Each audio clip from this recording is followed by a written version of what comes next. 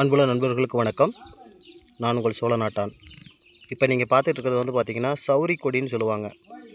அதாவது முதியோர் கூந்தல். இந்த முதியோர் கூந்தல் செடி வந்து பார்த்திங்கனாக்கா உங்களுடைய தலைமுடி, பெண்களுடைய தலைமுடி ரொம்ப நீளமாக வளரணும், ரொம்ப ஆரோக்கியமாக இருக்கணும் அப்படின்னு சொல்லிட்டு ஆசைப்படுற எல்லோரும் வந்து இந்த சௌரி கொடி பார்த்துக்கோங்க.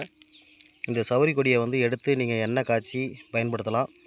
சும்மா நம்ம தேங்காய் எண்ணெயில் வந்துட்டு இந்த சௌரி கொடியை அப்படியே வேரோடு பிடுங்கி எண்ணெயில் போட்டு நல்லா கொஞ்சம் கொதிக்க வச்சு பதம் வந்த உடனே இறக்கி அதை ஆற வச்சு அதை நீங்கள் பயன்படுத்தலாம். ரொம்ப அற்புதமான ஒரு தலைமுடிக்கான ஒரு மருந்து.